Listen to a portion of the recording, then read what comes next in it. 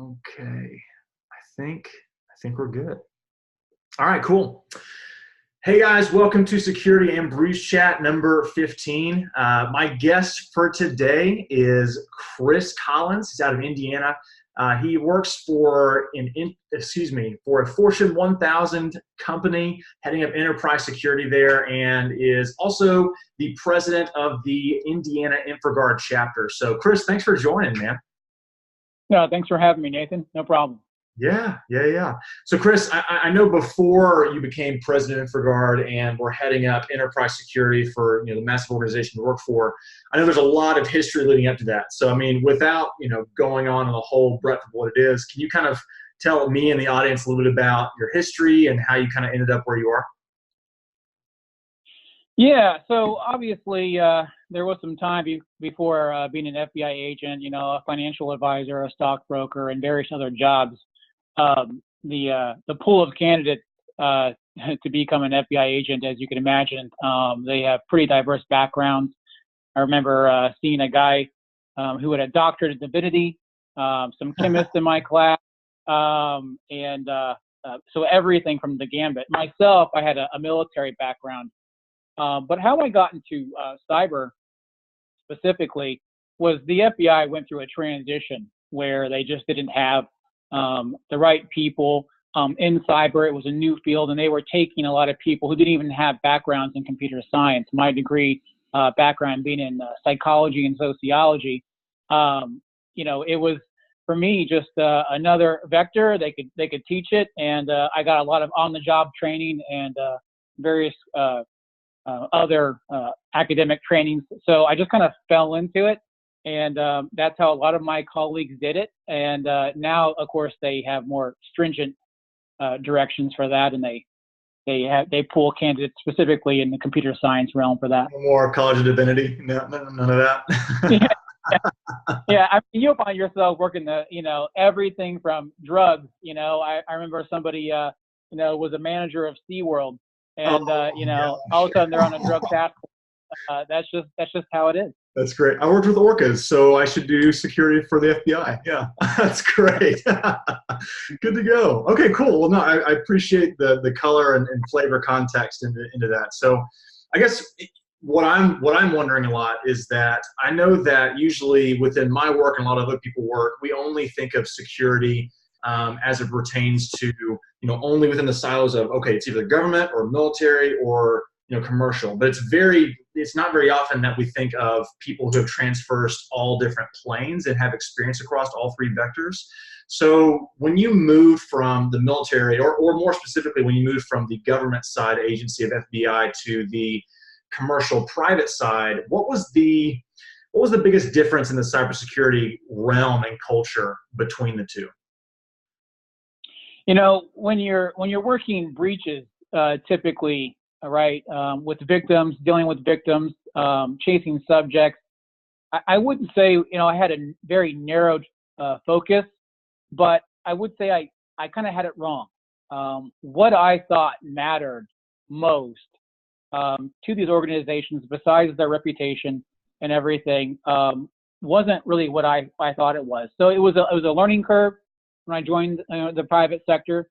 I'm constantly learning what their challenges are, and it's not always the state actor. I remember talking to somebody, and I had just left the FBI, and I was worried about state actors, and they said, "Hold up there, G-man. They might be a problem, and of course we have to watch the advanced persistent threat, but that's not what we care about." It comes back to threat modeling and what you really need to focus on. Because you can't be watching everything. You can't spread yourself so thin that you don't get work done in actual productivity. Right. So I think to kind of explore that a little bit more, how did you're talking about like the threat vectors of what you're looking at is different. It's just from a very different point of view in looking at the risk and looking at the threat. How did it look when you came from the changed priority of, as it pertains to like the business risk or the business cost, Because I know, like for me, for instance, like when I think of the FBI, I'm like, oh, they don't worry about costs. Like, I mean, it's just, in my mind, I'm like, oh, taxpayer money, I know there's like tax, they want to make sure it's streamlined as possible, but how did that work when it came to, hey, we have these resources we have to protect and streamline to meet shareholders' interest rather than, the three-letter agency that you work for kind of thing? Well, when I was an agent, we always told people, we're not your intrusion detection system. I'm not your IDS. I'm not here to help you necessarily mitigate the problem. I'm here to help you mitigate what's already occurred. And I learned really quickly that the resources available in the private sector, you'll find, are actually astoundingly, in many ways, superior than what is available with your government. It's not as loosey-goosey as you might think that we can do with resources at the government. Resources are really tight. They use that slang a lot in movies, and it's ridiculously tight when it comes to the government and what you can spend money on and what you can resource. And that even comes down to your prosecuting cases. What are you going to prioritize within your AOR? That is your area of responsibility. Mm-hmm. And there are tough decisions that you have to make.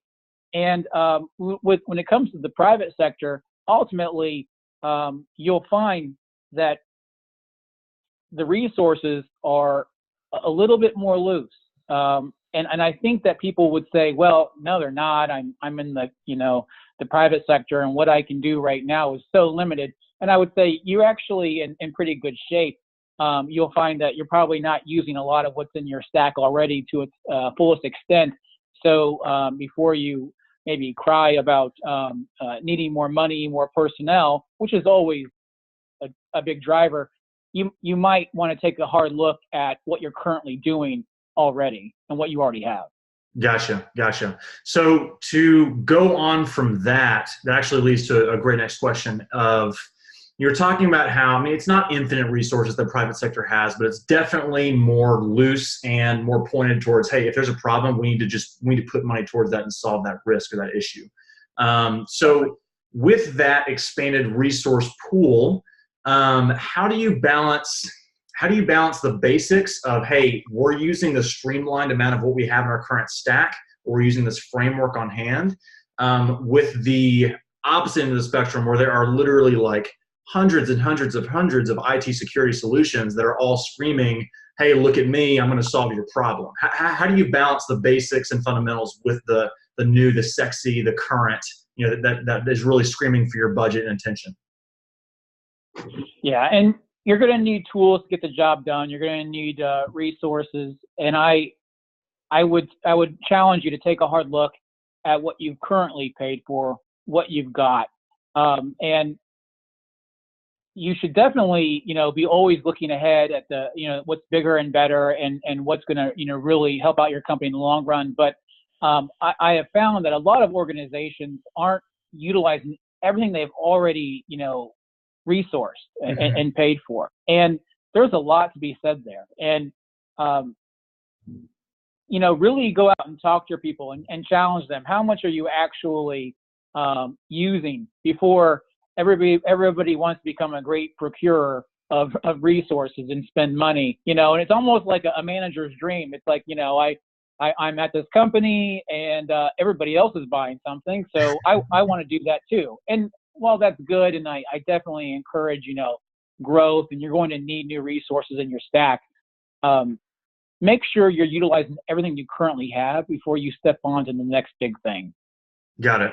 That's actually great feedback. I know that there are others on the LinkedIn platform. One of which comes to mind is a guy in the UK, Greg Vandergast. He's definitely made himself known as like, hey, look, like tools are great, but look, like let's just get back to the basics and focus on that. And so, but at the same time, like you're saying, making sure that you're giving the power and the leadership to the people working in your team to say, hey, we want to remain innovative and creative and open new solutions, but staying back in the fundamentals as well. So I love that. So I guess kind of the classic IT question. I know analysts, such as Gartner and Forrester, they like to put in their reports of like, hey, this is the biggest threat or the biggest priority of, IT executives, this year, right? So, I mean, I guess my question when it comes to, actually your rubber hitting the road, what is the biggest threat that not only within your company, but, also looking at within, the IT security professionals that you interact with InfraGard and beyond, what is the biggest threat that you see facing companies, right now this year that you're dealing with on a day-to-day basis? Well, you're all assigned InfoSec awareness training, which is supposed to be the silver bullet, and it's going to eliminate all your problems. Everybody's going to be suddenly, an expert, and that's not the case. And what we still see is the incidents regarding email fraud, right? The business email compromise schemes, or they still try to do the wiring schemes. We're still seeing this today, yeah, and it's still in the millions. And nobody's reading those. So take a hard look at that, and whether or not people are on their iPhones and they're jumping on and they answer an email and they reply back, but they didn't bother to look at the thread and to make sure that wasn't the president or the the CEO that was asking you to wire money. That's still a problem.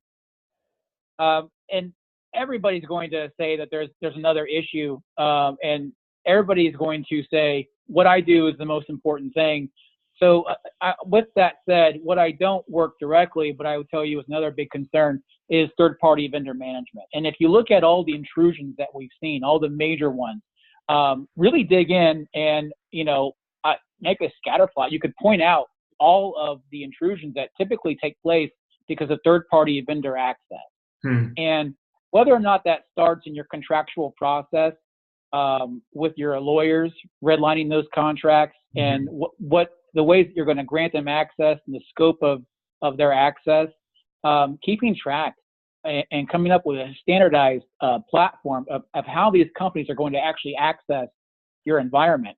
Right. And standard, because all your teams might not be talking to each other, and some team might allow it a different way from RDP access, and another might allow it another way. And then what you might end up having is what we've all seen in the movies and even in actual events is, the HVAC access is what actually caused the major breach in the company. Yeah. And it's the little low-lying fruit that some people aren't keeping track of. So if you can, figure out those two, which, most people have a very large third-party vendor management team, and that's a growing concern.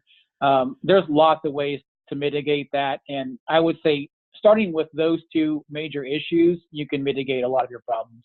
Yeah, 100%.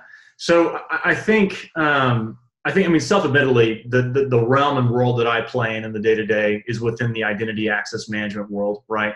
And so I'm kind of curious on your thoughts as to how you view, because I know with some companies it's very much like, hey, identity access management is over here, and then third-party management's over here. But also know it's like, hey, it's a natural dovetail between the two. So how do you see that? How do you see that happening in like the perfect world? Do you see it all happening under one umbrella, or do you think it would just be like, hey, if these two departments weren't so siloed off, it would be a big happy family? So you said it right there. Silos, working in silos, and at my current company, we're changing our culture, and they want to encourage what they refer to as collisions, where teams are put into different environments and they're forced to interact. And what we have typically is the problem in IT is, we're going to be honest, is we deal with introverts. Right. Yeah. Sure. So the majority of us are introverts, but we're supposed to be mitigating and talking to each other at the same time. So that's a big rub. And, I obviously they're not getting, beers together on the weekend, and that's the problem. So if you can actually have teams collaborate and actually share what they're doing and what they're working on, you will have cross-pollination, and you're probably going to be able to mitigate a lot of stuff. And what I found is a lot of teams are working on the same thing, and they're not even talking to one another. Mm-hmm. And that's a big problem. But with that, that's also opportunity, right? Because we can cry about it. It's done with. You were both doing the same thing in different silos, and yet you're right. We should be talking to one another, and that's going to eliminate a lot of problems and a lot of resources, time, and money. Right, right, 100%. That's so interesting. I got the chance to meet up with one of the local board members of the Austin ISSA chapter today, and we were talking a lot about how, to your point, it's not because they're wrong people for not being more outwardly extroverts. It's like, hey, look, there's a lot of introverts that work within the engineering, security, IT side of things, and so one of the things he was talking about as not a hey, like, one-hit solution, but a solution to the collaboration and silo problem is expanding, with the B-sides meetings or with the ISSA or, ISC squared, plug in what you want, like a comprehensive war game approach, right? So you pretty much end up having this mind meld happening over these big exercises, and suddenly it's like a 1 + 1 = 3 situation. So that just kind of came to mind when you were saying all that. So I appreciate you tying it together. Yeah. And so, just to point out something that happened today, I had a meeting today, and somebody who was trying to do an implementation wanted to know security's opinion on something. Now, this might be standard operation in a lot of companies and a lot of organizations, but for not for everything. And this didn't fall into the everything category, but they included me and our teammates, and we jump into this conversation. At the very end, I closed it with, thank you for including us. Mm-hmm. I'd rather show up at the beginning than show up at the end when there's a problem and we have to stop this process. And by doing that, we were able to save a lot of time and resources. And I just encourage people to start having those weekly or bi-weekly meetings with other departments, because you'll be surprised what you're both working on. And PMs will probably be surprised what everybody's working on, so that we're aligned. Sure, absolutely. Well, I guess it kind of all ties together that there is a place for beer and fun and other adult beverages, because it actually helps tie some things together. And then I'm not just making plugs for beer and stuff, but you get the picture. That's great. I love that. Well, Chris, as far as everything goes, this has been a lot of really solid meat and content to chew on. And I, for one, think it's super interesting about you having the breadth of experience that ties both the federal side and private side together. So that's definitely opened my eyes on a lot of issues. I think to close out, is there anything left on your side that you would like to share for how people can get in touch with you, for just with InfraGard one thing, and other meetups, things like that? Sure. And the funny thing is, what I'm about to pitch was something that I was hardline against, and it's, of course, LinkedIn. And I joined LinkedIn only very recently. And when I was an agent, as you can imagine, it's not something that we do. We have social media. It's very limited. Mm-hmm. And I've joined LinkedIn now. So, of course, if you look up my name and you type in FBI, you'll find me. I used to be, somebody Googleable until another Chris Collins was indicted. And now I saw that, actually. That's hilarious. Oh, that's funny. So I used to be all over Google until one day I disappeared. And, but of course, I do speaking engagements for nonprofits and universities. It's something I'm really passionate about. And when I left to join the FBI, a lot of people, they always say, how many of you in this class took a pay cut to come here? And of course, everybody raised their hand, except for the teacher and the reverend. Yep. And with people in the government and this sort of job and what we do, we do it because we care. And for that reason, I'm always happy to speak and share and collaborate. So reach out to me on LinkedIn. I'm happy to join your conversation. Awesome. Just as long as they don't connect and sell, right? What's that? Just as long as they don't connect and sell, right? Right.